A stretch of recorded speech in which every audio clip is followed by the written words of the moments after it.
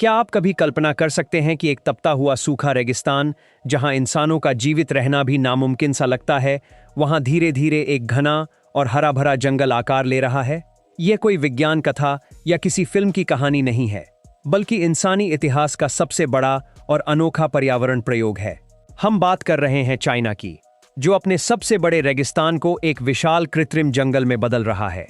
1970 के दशक में चाइना एक बेहद गंभीर पर्यावरणीय संकट से जूझ रहा था। वहां के रेगिस्तान बहुत ही तेजी से आगे बढ़ रहे थे, उपजाऊ खेती योग्य जमीन को लगातार निगल रहे थे और आसपास के गांवों तथा शहरों के अस्तित्व के लिए एक बड़ा खतरा बन गए थे। रेत के भयानक और बड़े तूफान आए दिन शहरों को अपनी चपेट में ले लेते थे, जिससे आसमान का रंग पूरी तरह से संतरी और पीला हो जाता था। ऐसे समय में लोगों का सांस लेना भी दूभर हो जाता था। स्थिति इतनी नाजुक हो चुकी थी कि हर साल हजारों हेक्टेयर उपजाऊ जमीन बंजर और अनुपयोगी हो रही थी। आप खुद को उस स्थिति में रखकर सोचिए कि एक सुबह जब आपकी आंख खुले तो आपका घर, आपकी गली और आपका पूरा शहर रेत की मोटी परतों के नीचे दबा हुआ मिले। यह कोई आम धूल भरी आंधी नहीं होती थी, बल्कि रेत की 100-100 फीट ऊंची लहरें होती थीं, जो पूरे के पूरे मोहल्लों को अपने अंदर समा लेती थीं। गोबी डेजर्ट का यह फैलाव खेतों, सड़कों और गांवों को धीरे धीरे मिटा रहा था। इस भयानक संकट को भांपते हुए वहां की सरकार ने एक बेहद साहसिक और बड़ा कदम उठाने का फैसला किया। उन्होंने एक ऐसी योजना बनाई जो इतिहास में कभी नहीं सुनी गई थी। इसे 3 नॉर्थ शेल्टर फॉरेस्ट प्रोग्राम का नाम दिया गया, जिसे आज पूरी दुनिया ग्रेट ग्रीन वॉल के नाम से जानती है। आखिर क्यों पड़ी इतने बड़े प्रोजेक्ट की जरूरत और इसका इतिहास? इस विशाल परियोजना के महत्व को समझने के लिए हमें इतिहास के कुछ पन्नों को पलटना होगा। आखिर ऐसी क्या नौबत आ गई कि इतने बड़े पैमाने पर पेड़ लगाने की जरूरत पड़ गई? असल में यह संकट रातों रात पैदा नहीं हुआ था। 1950 के दशक में जब चाइना में बहुत तेजी से औद्योगिकरण और विकास का काम शुरू हुआ, तो उसके लिए बड़े पैमाने पर वनों की कटाई की गई। जंगलों के बड़े बड़े हिस्से साफ कर दिए गए ताकि कारखाने बनाए जा सकें और ईंधन की जरूरत को पूरा किया जा सके। जिन मजबूत पेड़ों की जड़ों ने सदियों से वहां की मिट्टी को जकड़ कर रखा था, वे सब एक एक करके काट दिए गए। जब यह प्राकृतिक सुरक्षा कवच पूरी तरह नष्ट हो गया, तो रेगिस्तान के पास आगे बढ़ने का खुला रास्ता साफ हो गया। गोबी डेजर्ट हर साल लगभग 3600 स्क्वायर किलोमीटर्स के हरे भरे घास के मैदानों को बंजर रेत में तब्दील कर रहा था। किसान अपनी आंखों के सामने अपनी उपजाऊ जमीन और अपने पुरखों के घरों को रेत की चादर में खोते हुए देखने के लिए मजबूर थे। राजधानी बीजिंग के नागरिकों को तो हर साल 50 से भी ज्यादा बार भयानक रेत के तूफानों का सामना करना पड़ता था। ये साधारण हवाएं नहीं थीं, बल्कि ऐसे तूफान थे जो पूरे शहर के जीवन को रोक देते थे।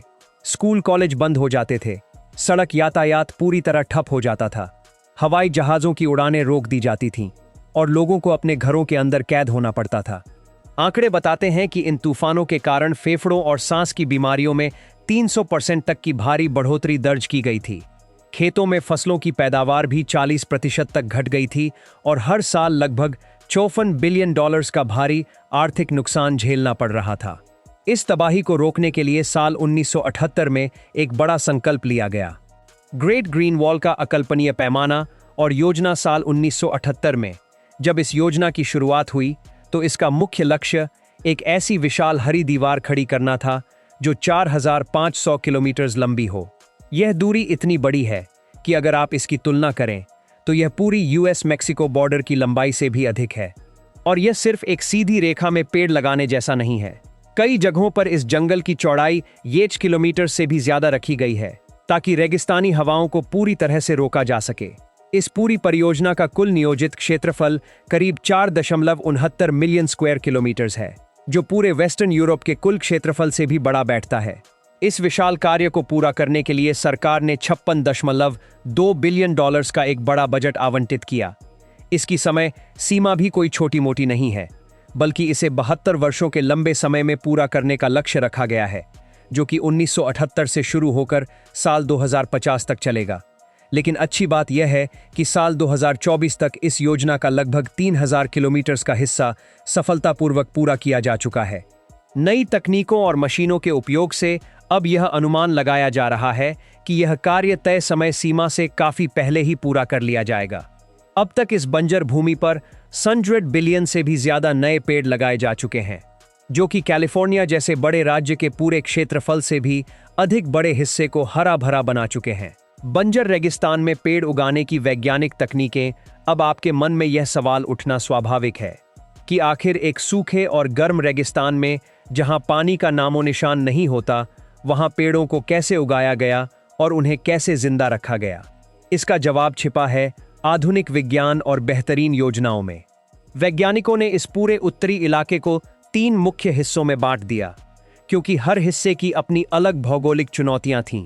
सबसे सूखा इलाका नॉर्थ वेस्ट का था, जहां साल भर में 200 मिलीमीटर से भी कम बारिश होती है।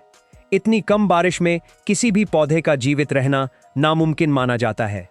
इस चुनौती का सामना करने के लिए वैज्ञानिकों ने फिश स्केल पिट नाम की एक बेहद सरल लेकिन चमत्कारी तकनीक का विकास किया। इसमें ढलान वाली जमीन पर छोटे छोटे अर्धचंद्राकार यानी आधे चांद जैसे गड्ढे खोदे जाते हैं।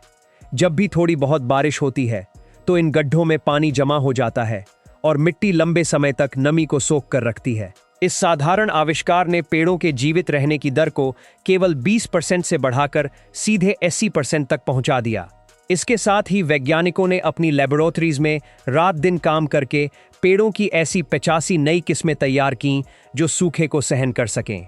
जैसे साइबेरियन एल्म की एक ऐसी खास किस्म बनाई गई जिसकी जड़ें पानी की तलाश में जमीन के नीचे 80 मीटर्स गहराई तक चली जाती हैं, जो कि एक 26 मंजिला इमारत की ऊंचाई के बराबर है।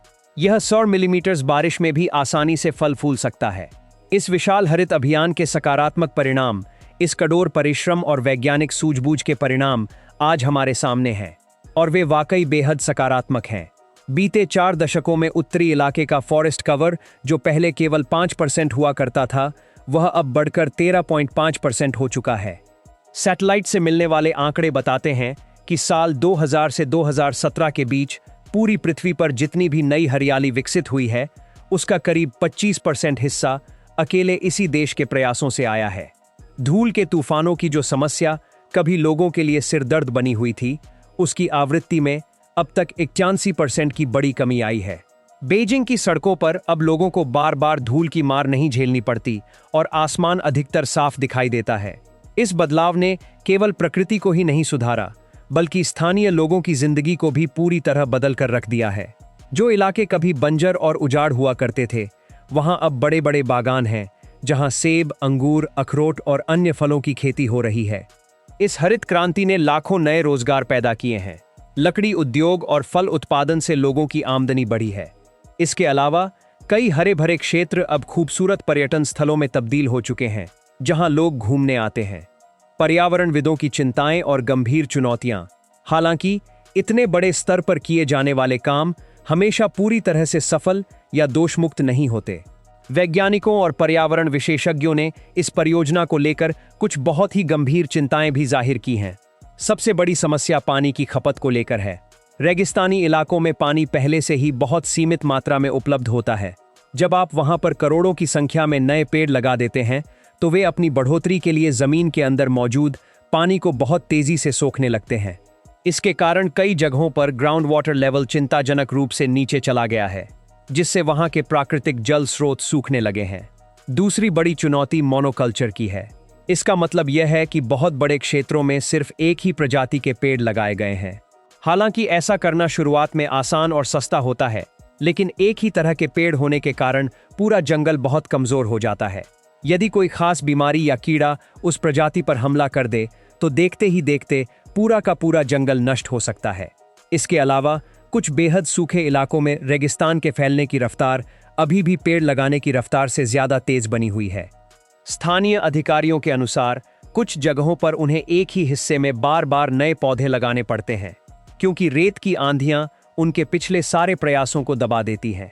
नई रणनीतियां और दुनिया के लिए एक बड़ा सबक। इन सभी गंभीर समस्याओं और चुनौतियों को देखते हुए अब रणनीति में बड़े बदलाव किए जा रहे हैं। अब वैज्ञानिक केवल एक ही तरह के पेड़ लगाने की गलती को सुधार रहे हैं। इसके बजाय अब वे ऐसे मिश्रित जंगल तैयार कर रहे हैं जिसमें अलग अलग तरह के छोटे पौधे, कांटेदार झाड़ियां, स्थानीय घास और बड़े पेड़ एक साथ उग सकें।